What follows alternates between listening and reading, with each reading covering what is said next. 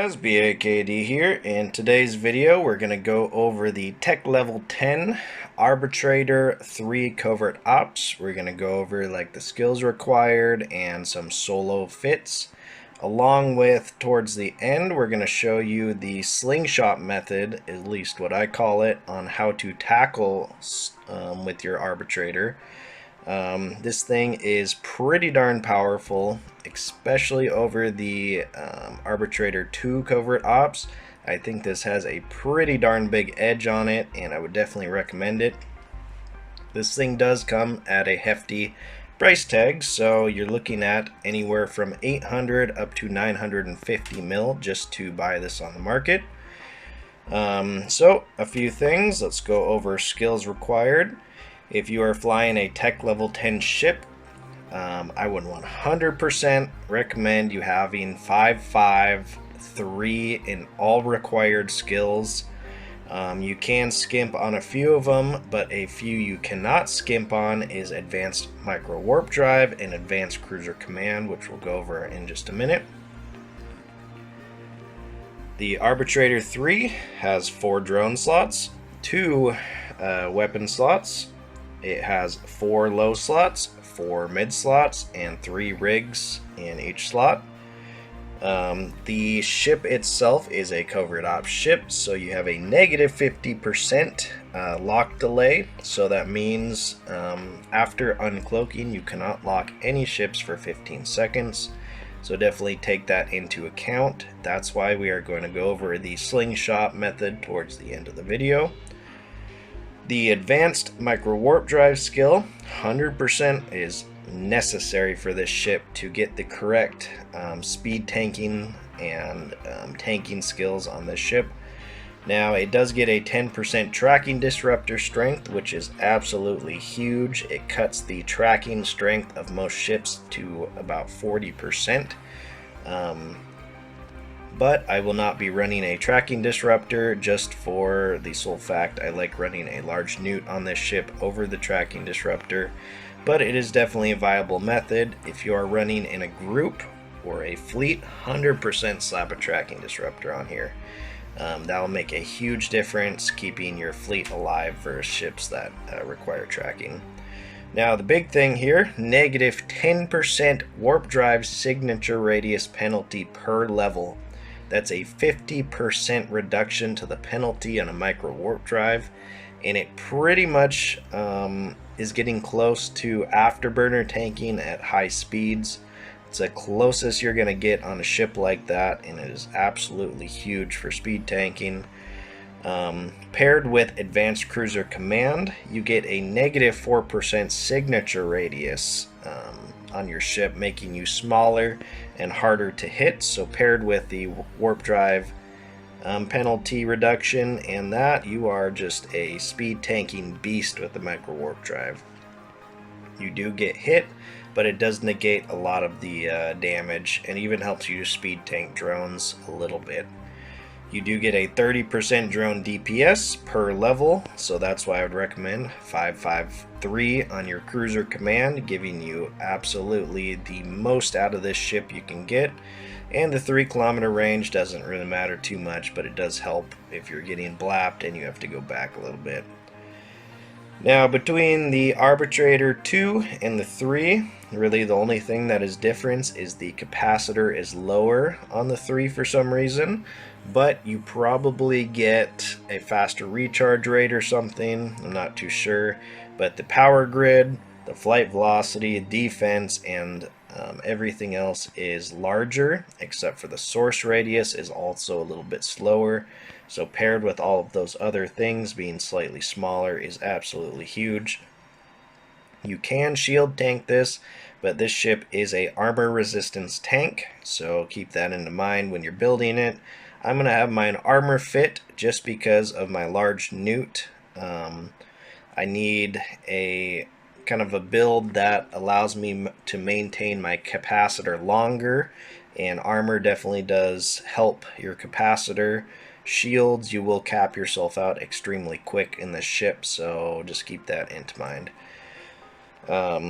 So for my build and my skills, we're going to go into skills first. I am 5.53, pretty much all skills except for missiles.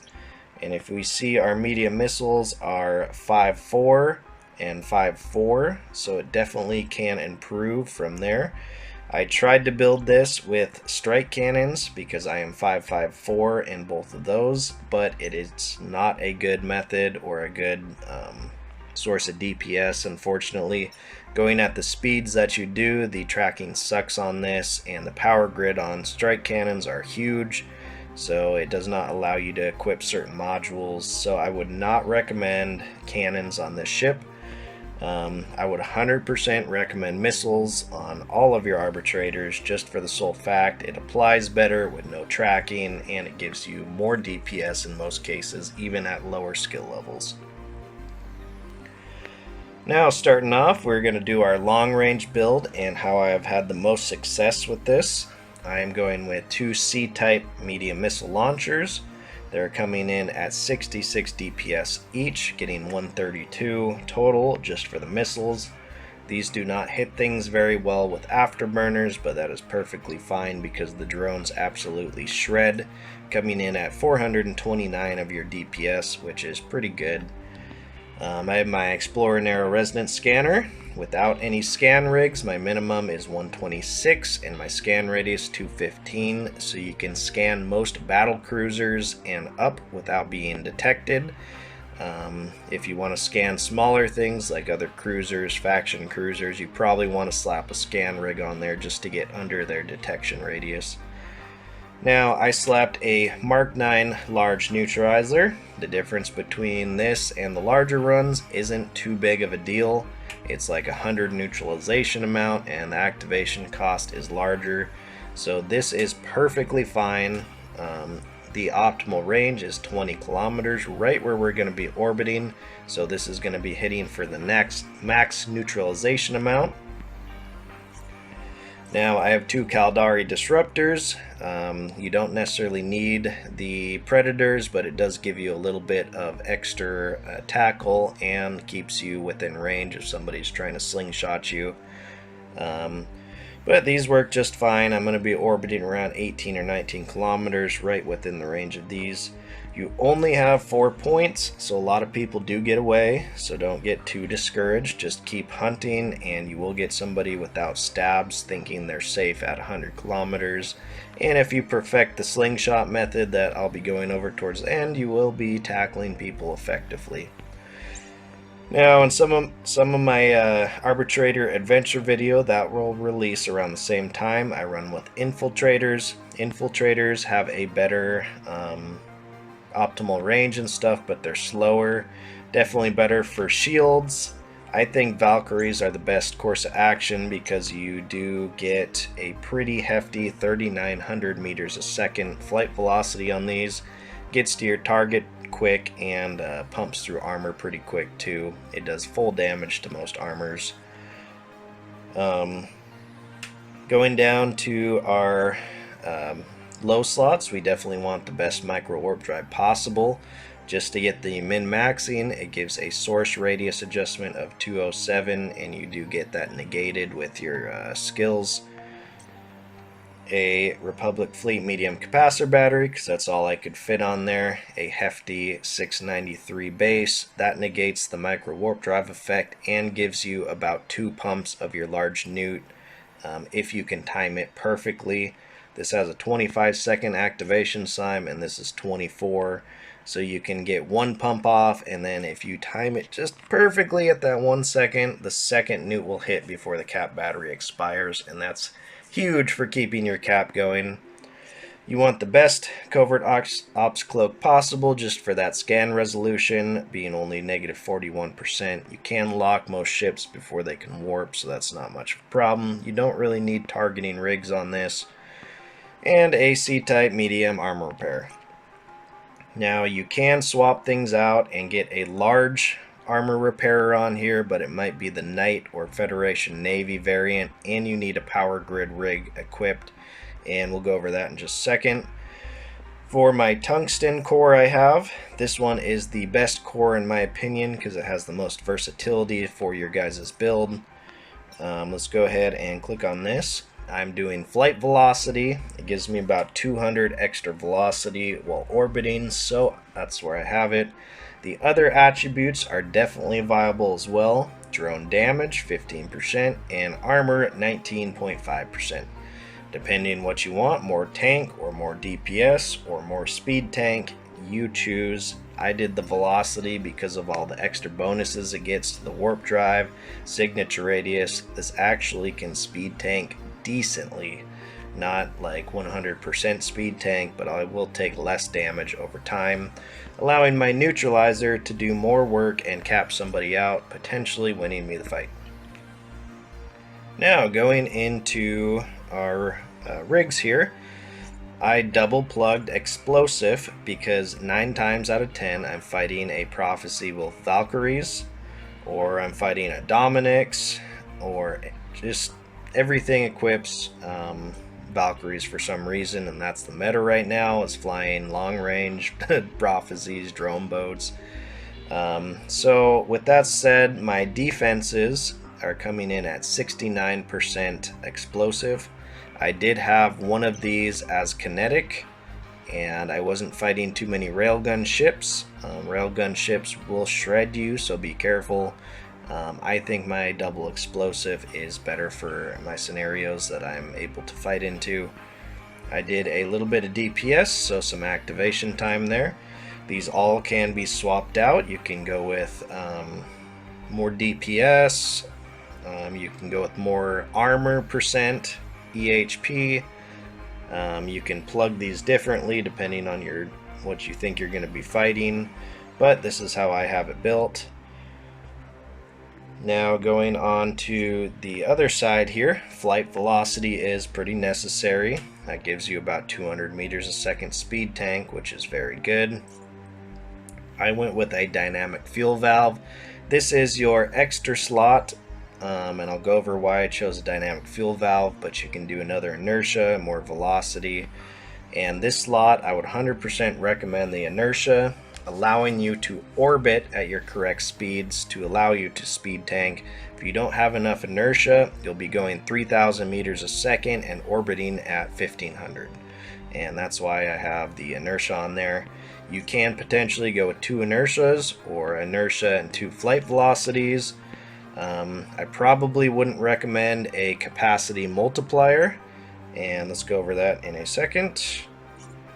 So with the negative activation cost of my micro warp drive, it's like 140 and brings it down to 86. So in a long drawn out fight where I'm waiting for my newt to do its work, the dynamic fuel valve will save me more capacitor than the capacity multiplier. And you could go with like a CCC, but I haven't done the calculations. So the dynamic fuel valve is for lasting longer. And so if your girlfriend wants you to last longer, just slap a dynamic fuel valve right into your ass and you'll be good to go.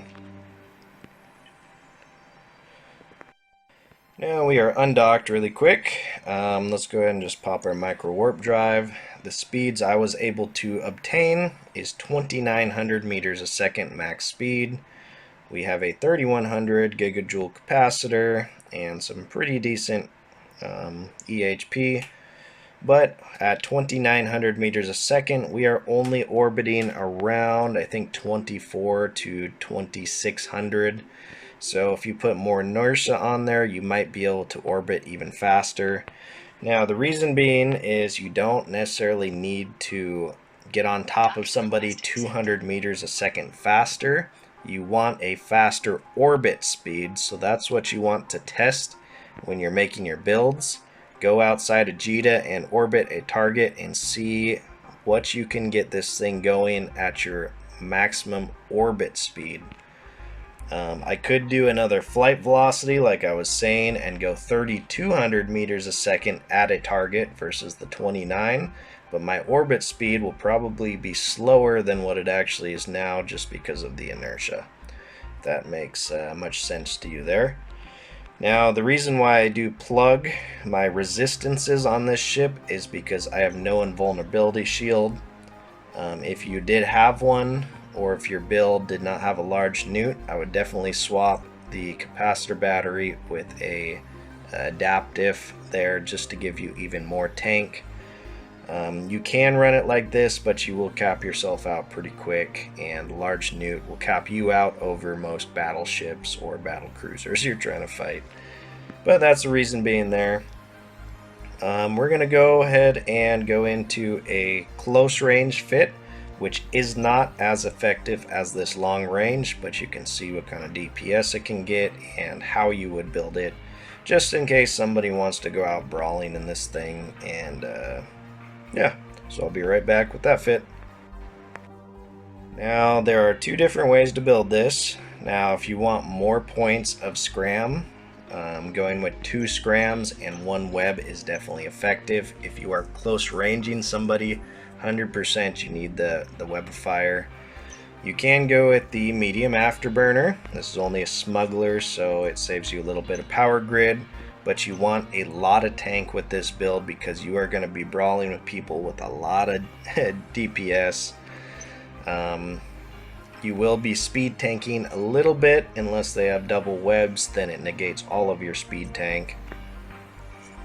Now we have around, I think, 600 power grid remaining. So if we take this off, that's another 113, so that's around 700 power grid remaining. If you swap out your dynamic fuel valve, which you will not be needing with this build, I would go with a power grid rig so you can fit a large armor rep on here, giving you a ton of repairing power. Let's just find one. So it's around 800 power grid. So you may be able to fit a Federation Navy large armor repairer on there, or you'd have to go a little bit lower, like a Gorget, whatever you want to call that. So this gives you 1,115 repair cost. That's definitely an effective method for getting a lot of repair and brawling. Now, you can run it with the medium armor rep too, you just won't repair that much and you have a ton of power grid remaining. You can slap torpedoes on this. This is very effective as well, especially on battle cruisers. I would not go brawling with the battleship, you will die. But for most battle cruisers, you will be able to slap them out. You're coming in at 600 DPS. I would go with 2 webs on this build and less points to apply the better torpedo damage.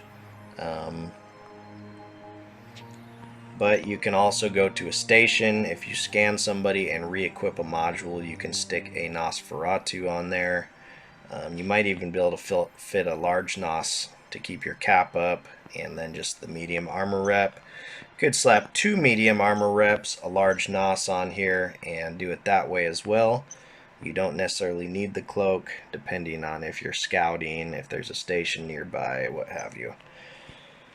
But that's all the builds I have. I'm going to go into the slingshot method and just show you that clip, and that'll be the video for you guys. Hopefully this will get you thinking about how you want to build your Arbitrator III Covert Ops.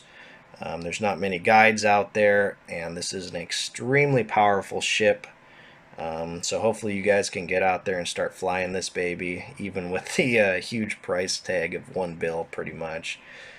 But yeah, let's go into that slingshot method right now.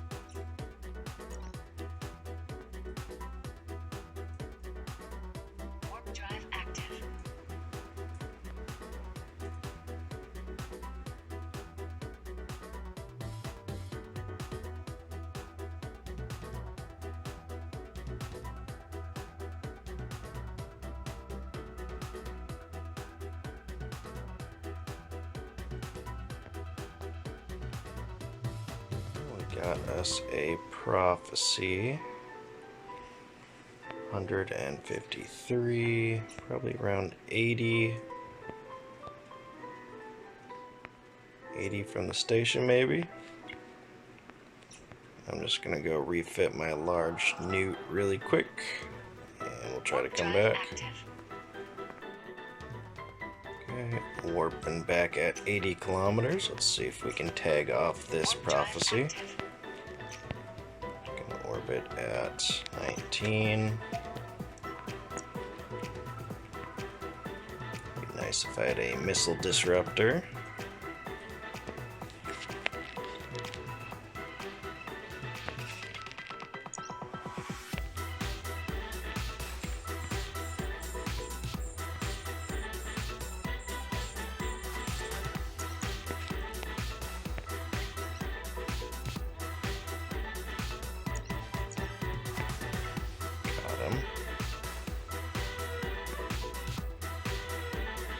Missiles are doing some good work. He's targeting us now. Guess I could put a tracking disruptor on, not knowing what he's shooting at us.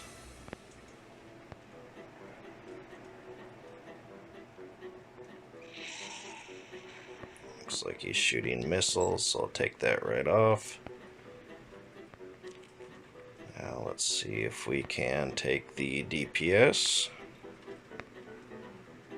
Let's go into 17.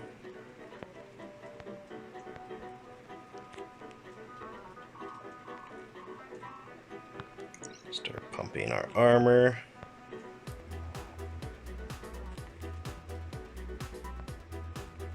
That's good timing on that. Oof, he's shredding us. Alright, I think we got this. Come on, slap his cheeks a little bit more. Got him. Oof. I think if he wasn't low, he might have got us on this one.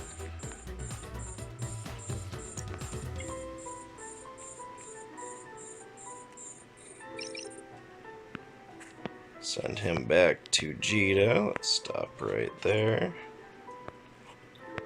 Loot his juicy loot. Uh-oh, he had some of his free materials. I will take it. Those are very hard to get. How much do we think the kill mail is gonna be? I'm gonna say 500 mil. 256 mil. Darn, missed all his C-type missiles. Some target painters. Yeah, those missiles were hitting hard. Pretty much the same build as me. Good fight, my friend. Better luck next time. Well, that's going to do it for this video. Hopefully you guys enjoyed and it helped you in some way. Definitely leave the video a like if you enjoyed it. And if you have a different build that is very effective for you, please leave that in the comment. The community does listen to your comments and reads through them, and they will take that into account when building their arbitrator. So it is definitely helpful leaving a comment. If you think my build is utter crap, definitely let me know as well so we can talk about it and perfect the Arbitrator 3 build. But yeah, I will see you guys on the next one. Peace.